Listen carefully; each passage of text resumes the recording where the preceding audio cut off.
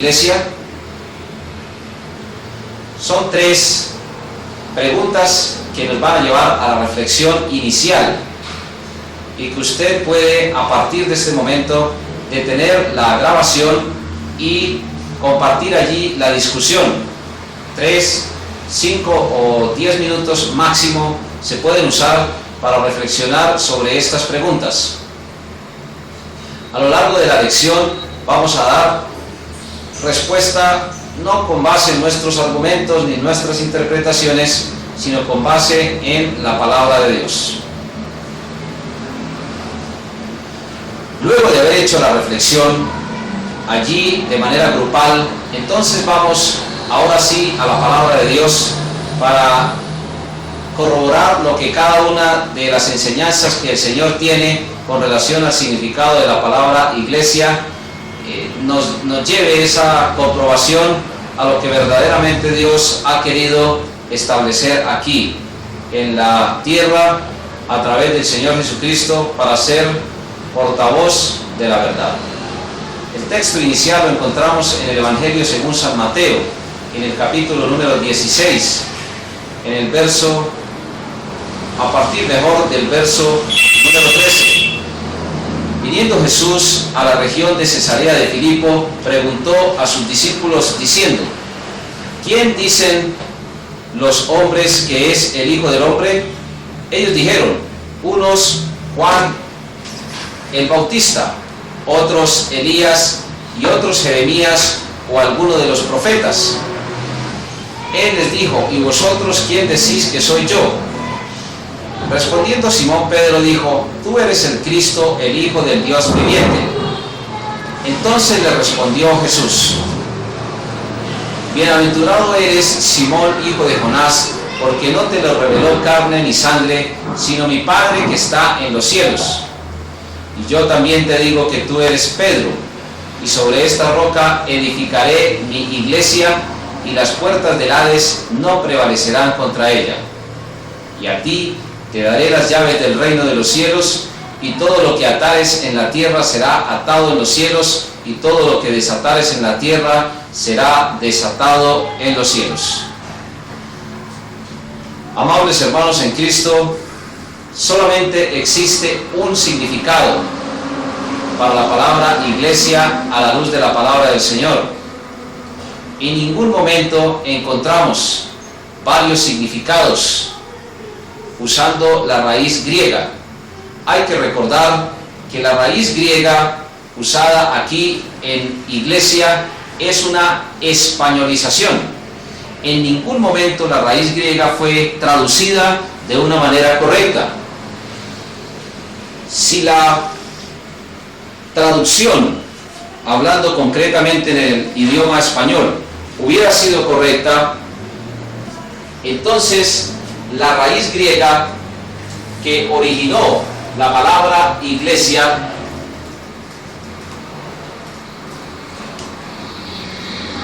hubiera sido traducida de otra manera. La raíz griega es eclesía, pero la eclesía, inclusive desde los clásicos griegos, no tenía nunca que ver jamás con una jerarquía.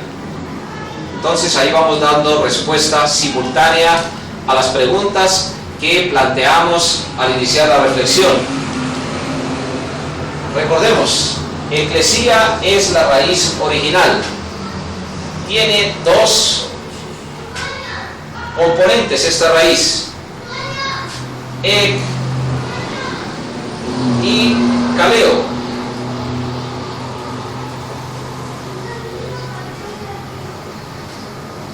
La raíz ek tiene que ver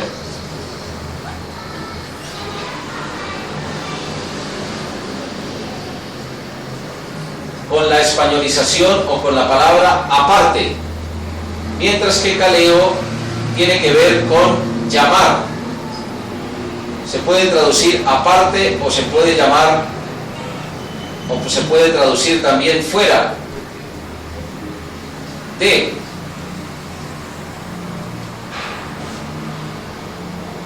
De tal manera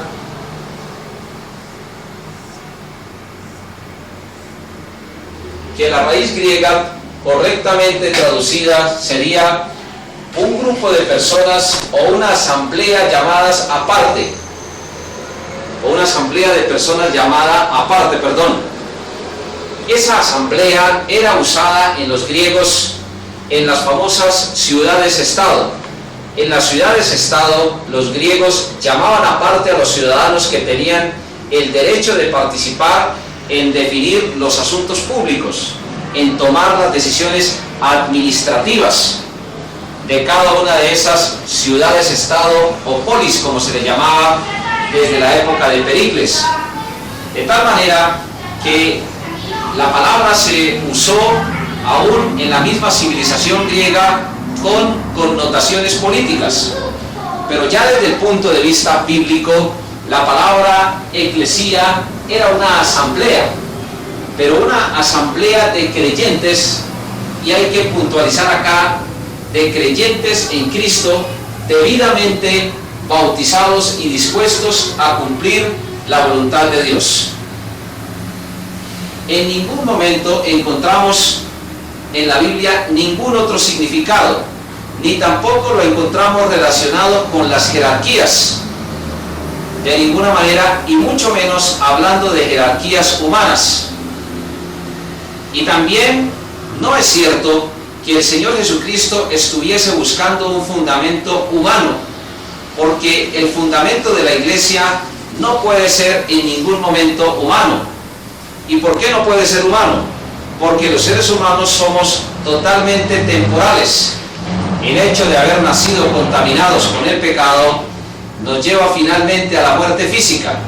Lógicamente, al habernos arrepentido y creído en el Señor Jesucristo, pues evadimos y ya no llegamos a morir espiritualmente, como lo dice la palabra de Dios, que es la muerte segunda. Pero los seres humanos somos temporales aquí en la tierra, y al ser temporales no servíamos nosotros como seres humanos para ser fundamento de la iglesia del Señor Jesús. De tal manera que las tres preguntas que nos llevaron inicialmente a la reflexión con relación al significado de la palabra iglesia, pues son tres preguntas que siguen siendo muy válidas, porque muchas congregaciones o muchas autodenominadas iglesias del Señor Jesucristo pues carecen en su esencia, en sí mismas, del significado original de la palabra, que es una asamblea de creyentes en Cristo, debidamente bautizados y dispuestos a cumplir la voluntad de Dios. ¿Por qué enfatizamos el significado de la palabra asamblea? Lo tenemos que enfatizar porque en una asamblea todos tienen derecho, y las personas que están al servicio de la asamblea nunca están por encima de la asamblea. Es decir, no tienen la característica de ser jefes, no tienen la característica de plena autoridad. Cuando Jesús dice, toda potestad me es dada en el cielo y en la tierra, y le dice a la iglesia, por tanto id, le está transfiriendo toda la autoridad a la asamblea. De esa manera, si la palabra hubiera sido correctamente españolizada, si la palabra eclesía hubiera sido correctamente traducida, entonces aparecería en nuestros textos bíblicos el término asamblea, por lo menos. Pero ¿qué se hizo al momento de traducir al español?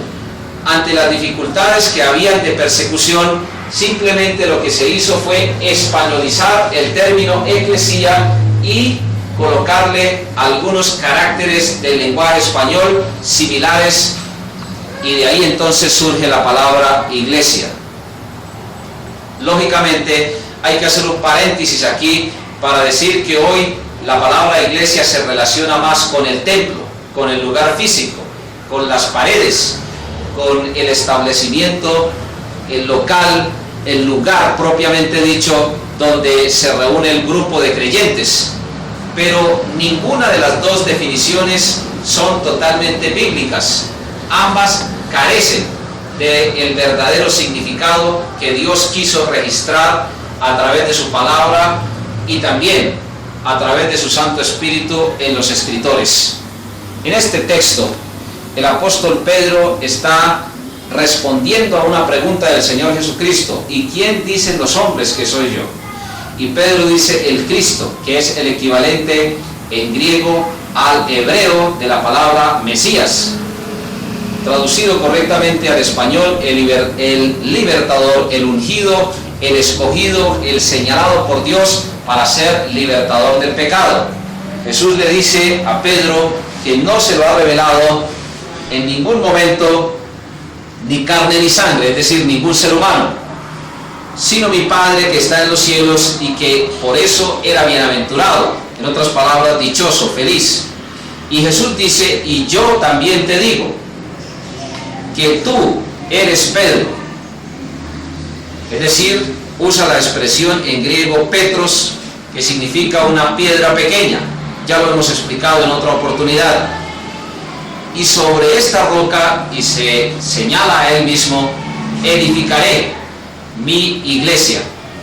La palabra edificaré viene de una raíz griega, y esa raíz griega en el original aparece registrada como oikodomeso. Es la traducción correcta, edificaré.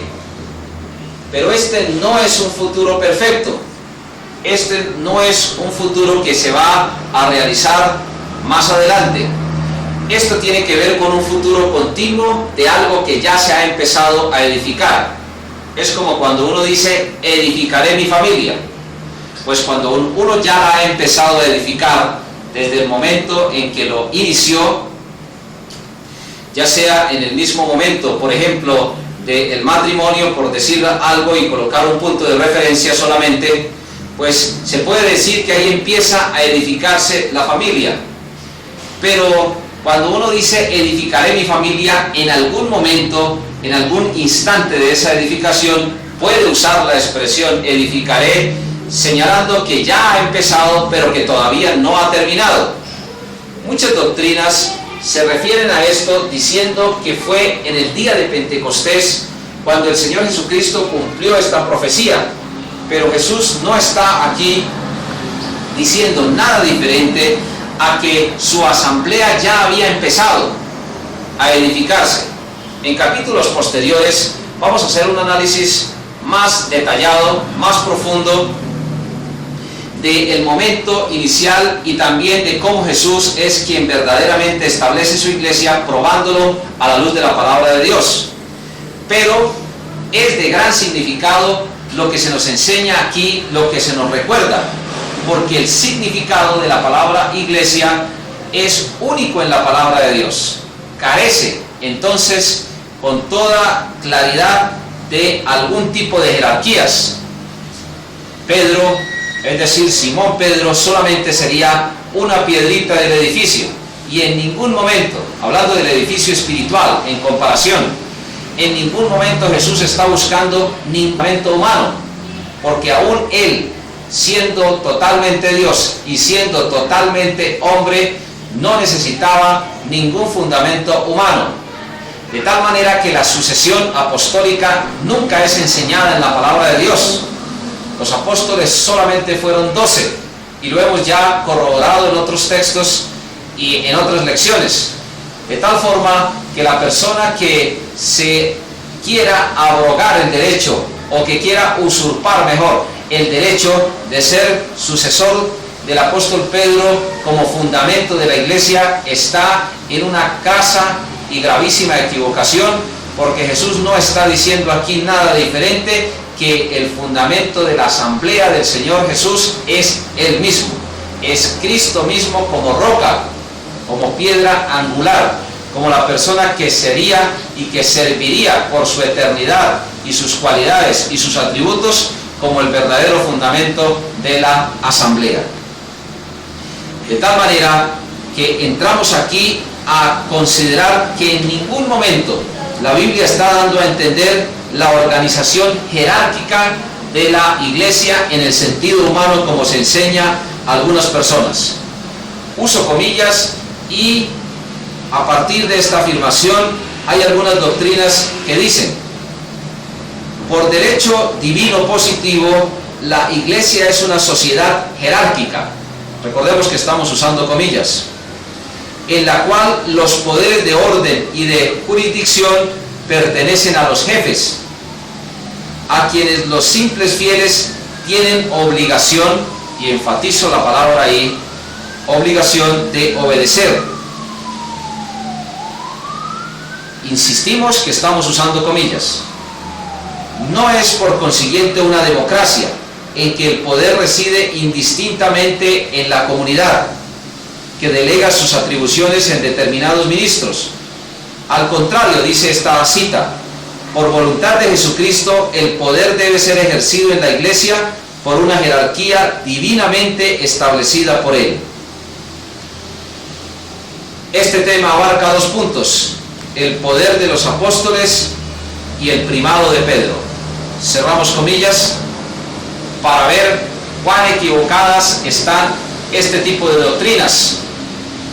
Si usted repite la grabación y analiza palabra por palabra la cita que acabamos de ver acá, podemos encontrar una seria contradicción con lo que hemos visto a la luz del significado de la palabra iglesia y también de los textos bíblicos, y más aún del reconocimiento de que no existe ningún otro fundamento de la iglesia, de la asamblea local, que el mismo Señor Jesucristo. Ponte a analizar cada uno de los diferentes textos que presenta el estudio para mirar que en ningún momento existía una jerarquía en el momento de escribir la palabra de Dios inspirada por el Espíritu Santo, de tal manera que no podemos desviar el camino doctrinal ni la enseñanza. El primer texto que presenta allí es Romanos 16:4. Romanos 16:4, usted puede comprobar lo que dice allí la palabra del Señor. Hablando en cuanto a los saludos personales del apóstol Pablo, dice Romanos 16, desde el 1 hasta el 4, usted puede comprobar, o ustedes mejor, podemos entre todos comprobar lo que Dios nos dice en su palabra. Muy seguramente estos textos nos presentan una realidad contundente. Os recomiendo además en Cencrea. Aquí la palabra diaconisa, hacemos un paréntesis para aclarar que es la esposa de un diácono. La raíz griega lo indica de esa manera. Que la recibáis en el Señor, como es digno de los santos, y que la ayudéis en cualquier cosa en que necesite de vosotros, porque ella ha ayudado a muchos y a mí mismo. Saludad a Priscila y Aquila, mis colaboradores en Cristo Jesús. Verso 4. Que expusieron su vida por mí, a los cuales no solo yo doy gracias, sino también todas las iglesias de los gentiles. Iglesias allí podemos ver que está en plural y en ningún momento está en singular, dando a entender que había varias comunidades locales entre los gentiles. Ya sabemos que la palabra gentiles significa aquellos que por raza no somos descendientes de Abraham, aunque después, a través de Cristo y a través de la fe en Él y el arrepentimiento, y lógicamente al ser añadidos a la iglesia, participamos también de la adopción, como dice la palabra del Señor. Pero hecha la salvedad en cuanto al significado de la palabra gentiles, nos corresponde analizar aquí que en ningún momento se está enseñando una jerarquía. Se está dando a entender por el significado de la palabra iglesias que cada una de ellas eran comunidades locales, visibles, autónomas, democráticas y con el Señor Jesucristo como cabeza. De hecho, la iglesia de Antioquía fue la primera iglesia gentil y fue quien ordenó al ministerio al apóstol Pablo. Ahora, hay que hacer la salvedad que como iglesia misionera gentil, es posible que desde el punto de vista bíblico haya sido el centro misionero de gran influencia en la antigüedad.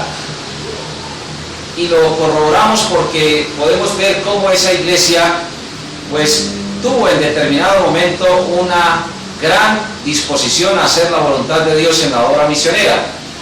Pero por ninguna parte encontramos aquí una jerarquía. Por ninguna parte encontramos, por ejemplo, que se le reconozca al apóstol Pedro, quien en esos momentos todavía estaba aquí en su ministerio terrenal, el carácter que se le reconoce hoy a los supuestos sucesores del apóstol Pedro. La primacía, entre comillas, que se afirma de Pedro sobre las iglesias, no la encontramos por ninguna parte, ni mucho menos encontramos tampoco la jerarquía de unas iglesias sobre otras. De ninguna manera encontramos dicho significado ni aquí ni en ninguno de los otros textos del Nuevo Testamento con relación al uso de la palabra iglesias o al uso de la palabra iglesia. Cuando habla de iglesias en plural, da a entender que esas comunidades eran cada una de ellas democráticas, autónomas y locales y con la suficiente autoridad, sin disponer en ningún momento de una jerarquía humana sobre ellas. En otras palabras, por encima de cada una de esas iglesias locales solamente estaba Cristo como cabeza, pero de ninguna forma, ni de ninguna manera, ni bajo ninguna organización. Esto nos da a entender que cualquier convención, asociación, fundación o cualquier otro tipo de asociación está por encima de la iglesia. Es la misma iglesia del Señor Jesucristo la que tiene la máxima autoridad y es la palabra final y es la autoridad final en asuntos espirituales y en asuntos de proclamar el Evangelio y la verdad.